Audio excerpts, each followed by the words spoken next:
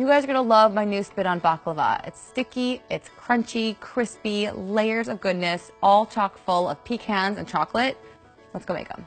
So let's get started by making our syrup. Now the syrup is my favorite part because it's sweet and it's sticky and it gets all over that phyllo dough. So we're gonna use a mix of honey and maple syrup. The flavors kind of just mellow each other out, so it doesn't taste too much like honey, but it doesn't have that mapley flavor either. It kind of just tastes sweet. So I'll turn our flame on and we're gonna add the rest of our ingredients. So we have our maple syrup, we're gonna add right in here. And to give it some flavor, a little bit of vanilla extract, which is really nice. And some cinnamon. And I don't want it to be too thick. We're gonna add a little bit of water to this.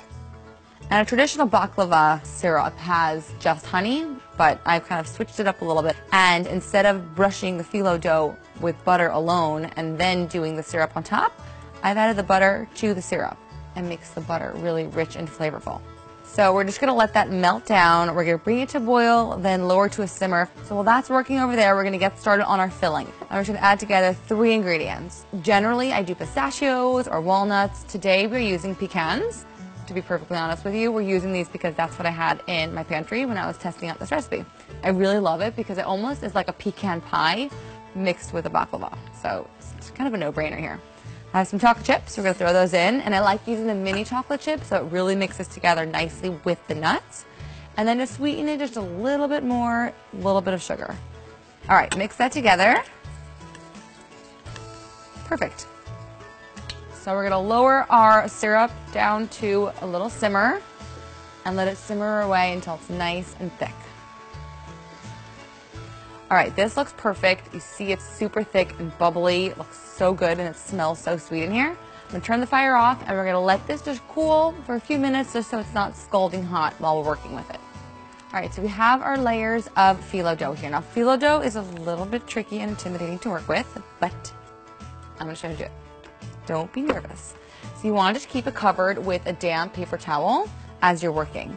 So we're just gonna take one piece of our phyllo dough, and it's very thin, so make sure you're just getting one piece. Very gently, just gonna lift it up, place it on your workspace. So keep these guys covered, that way they don't dry out. So we have our sheet right here, and you wanna work relatively fast. Just gonna take your syrup that we've made, you see how nice and thick and rich that glaze got. Yum! So you're just gonna brush it as best as you can. This glaze smells so good. All right, I think that should just about do it. Now, we're gonna fold it into thirds. So you're gonna take your right side and fold it into the center. Press it down. And then you're gonna take your left side and fold it over your right. And now you have one strip. Now we need some more glaze because it just gets better and better the more glaze you put on there, right? And again, the glaze is kind of like the glue here, so it's holding all those layers together. All right, we're gonna take our filling and we're gonna put a little bit of filling right over there. You don't wanna put it all the way towards the edge, but pretty close to it.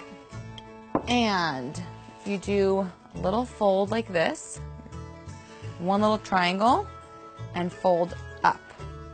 And then we have another triangle. You're basically building triangles here. All right, so there you have it. You have a perfect little turnover and stuffed with all kinds of goodies. You got chocolate, it's gonna melt through. You have the crunch from the nuts. Oh, so good. All right, let's keep going.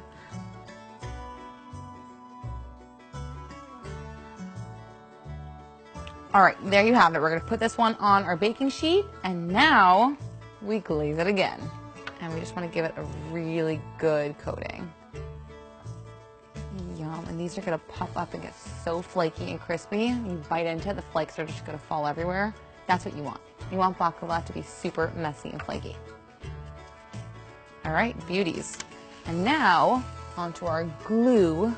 We stick one little pecan on each, and that kind of just tells people this ain't your average baklava.